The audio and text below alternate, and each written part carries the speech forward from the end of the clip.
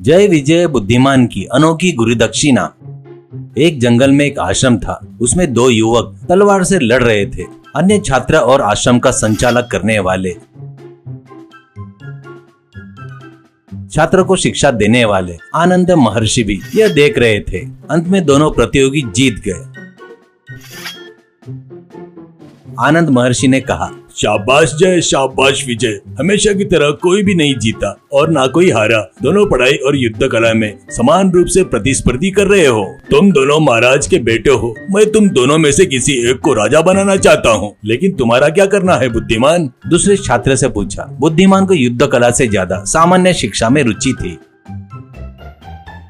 अगर हम अतीत में जाते हैं तो राजा विक्रम सिंह वर्मा कुंतली साम्राज्य पर शासन करते थे। चेतन वर्मा उनके मंत्री के रूप में काम करते थे। जब महाराज को काफी समय तक कोई संतान नहीं हुई तो उन्होंने शासन में रुचि खो दी और हमेशा दुखी रहने लगे। यह देखकर चेतन वर्मा ने सोचा, अगर महाराज इस तरह शासन में रुचि खो देंगे तो शत्रु बलवान हो जाएंगे और राज्य हाथ से निकल जाएगा। यह देश के लिए अच्छा नहीं है। मेरी भी कोई संतान नहीं है, लेकिन क्या मैं अपना कर्तव्य छोड़ दिया? मुझे तुरंत आनंद महर्षि से मिलना चाहिए। ऐसा कहकर वो सीधे आनंद महर्षि के पास गए और उन्होंने उन्हें सब कुछ बताया।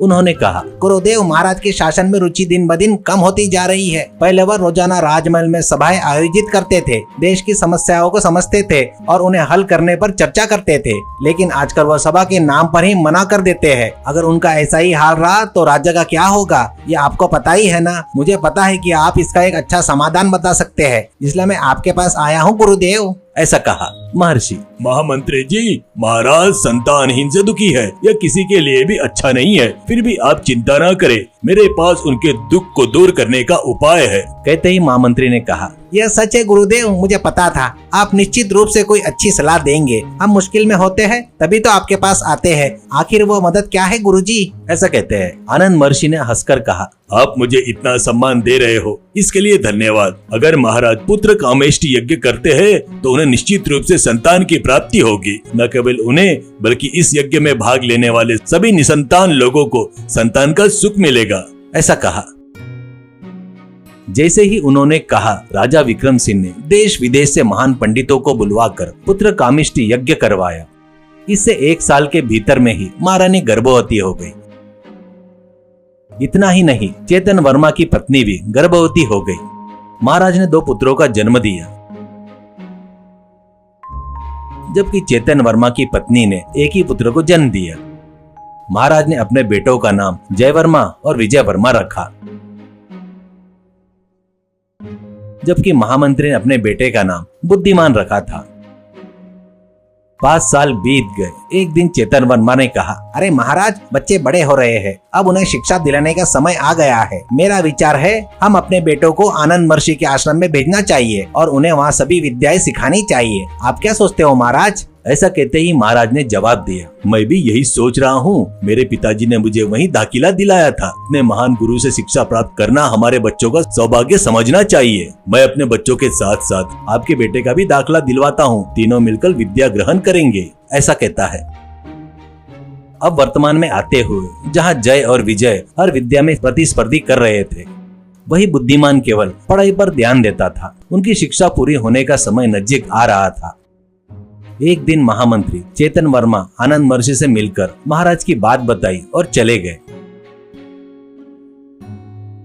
अगले दिन आनंद महर्षि ने तीनों को बुलाकर कहा, मैं तुम्हारी एक परीक्षा लेने वाला हूँ। वो यह है कि मैं महान यज्ञ करने जा रहा हूँ। उसके आरंभ के लिए 3 मूर्तियाँ स्थापित करनी है। मैं दूर के एक गांव में मूर्तिकार को उन्हें बनाने के लिए पहले ही कर दिया है। तुम उनके पास जाओ, एक एक मूर्ति लो और कल शाम तक शुभ मुहूर्त तक यहाँ पहुँचो। मूर्तियों को कोई नुकसान नहीं पहुँचना चाहिए। अब तुम तीनों निकल सकते हो। ऐसा कहा। जय ने सोचा, अरे ये कैसी परीक्षा है? इतनी पढ़ाई किस लिए? इस तरह की परीक्षा के लिए? ऐसा कहते ही विजय ने सोचा, गुरुदेव के मन में कुछ है जो शायद अभी समझ में नहीं आएगा, धीरे धीरे समझ में आ जाएगा। ऐसा कहा।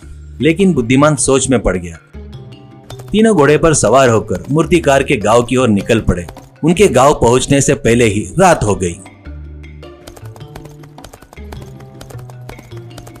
जय ने कहा, काफी देर हो चुकी है, रात में यात्रा करना ठीक नहीं। रात भर यहीं विश्राम करते हैं और सुबह निकलेंगे। ऐसा कहते ही इस तरह सभी ने रात में जंगल में विश्राम किया।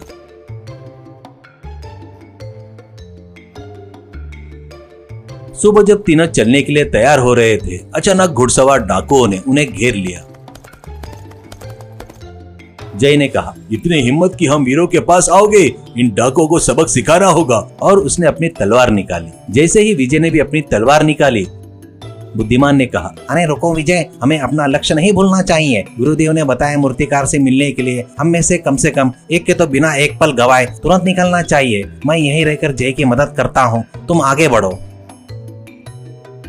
विजय तुरंत अपने घोड़े पर सवार होकर तेजी से गांव की ओर निकल पड़ा। जय और बुद्धिमान के सहयोग से उन्होंने सभी डाकुओं को भगा दिया।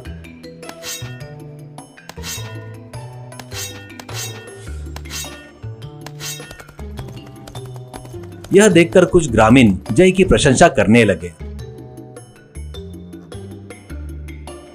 जिससे जय गर्व महसूस करने लगा। एक ग्रामीण ने कहा, महोदय, आप बहुत महान योद्धा लगते हो। अगर आप सहमति दो तो हम आपको पास के हमारे गांव में ले जाकर सम्मानित करेंगे। आप क्या कहते हो? ऐसा कहा। यह सुनकर जय ने हाँ कह दिया और उनके साथ जाने ही वाला था तो बुद्धिमान ने कहा, अरे रुको जय, यह सम्मान का समय नहीं है। क्या तुम गुरुदेव द्वारा बताए गए कार्य को भूल गए? चलो चलते हैं। ऐसा कहते ही तब जय वास्तविकता में आया और कहा, तुम ठीक कह रहे हो, तुमने सही समय पर याद दिलाया। मेरे पास अभी सम्मान लेने का समय नहीं है, मुझे एक काम के लिए जाना है। ऐसा उसने गांव वालों को बताया और चल पड़े।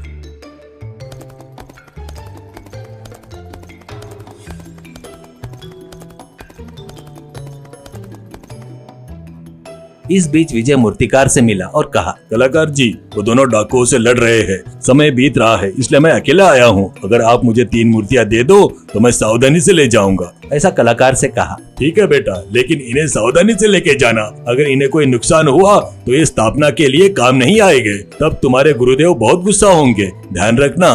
कहकर मूर्तियाँ विजय को सौंप दी। इस तरह विजय तीनों मूर्तियों को लेकर वापिस चल पड़ा।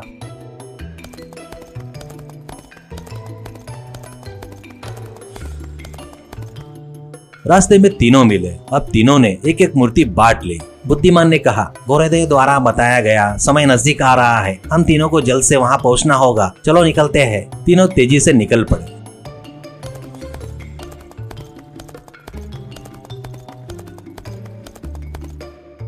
रास्ते में एक जगह पर एक अंधा बूढ़ा आदमी खड़ा था। तभी दूर से एक रथ तेजी से उनकी ओर आ रहा था। उसमें कोई भी नहीं था। शायद घोड़े किसी चीज से डरकर भाग रहे थे। यह देखकर जय ने सोचा, अगर मैं इन्हें अभी बचाने का काम किया तो देर हो जाएगी। तब मैं गुरुदेव द्वारा रखी गई प्रतियोगिता जीत नहीं पाऊंगा। मेरे लिए वह प्रतियोगिता ही अब सबसे महत्वपूर्ण है। ऐसा कहकर उसने तेजी से आगे बढ़ना शुरू किया। बुद्धिमान ने विजय की ओर सहानुभूति से देखा और आगे बढ़ गया। विजय ने सोचा, जिस तेजी से रथ आ रहा है ये उनके नीचे कुचले जाएंगे, ये तो पक्का है। अगर मुझे इन्हें बचाना है तो मूर्ति फेंकना ही पड़ेगा। अगर मूर्ति को नुकसान हुआ तो वह स्थापना के काम में नहीं आएगी। इससे गुरुदेव नाराज हो सकते हैं, लेकिन प्राणों से बढ़कर मूर्ति की स्थापना महत्वपूर्ण नहीं है। मुझे इसे बचाना ही होगा। ऐसा कहकर उसने मूर्ति नीचे फेंक दिया और तेजी से घोड़े पर उनके पास पहुंचा और एक हाथ से दोनों को किनारे पर धकेल दिया। रथ तेजी से आगे निकल गया। जब वह मूर्ति लेने के लिए गया तो टूटी हुई थी। यह देखकर वह बहुत ही दुखी हुआ। इस बीच एक ग्रामीण ने बूढ़े को बताया कि कैसे वो बच गया है।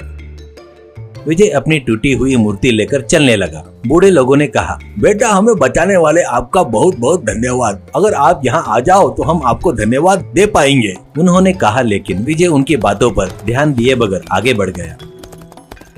इस तरह वह आश्रम पहुंचा और टूटी हुई मूर्ति लेकर गुरुदेव के पास आया। गुरुदेव दोनों की प्रशंसा कर रहे थे,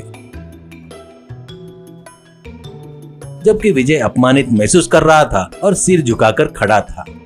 तभी रथ में महाराज और महामंत्री वहां पहुंचे।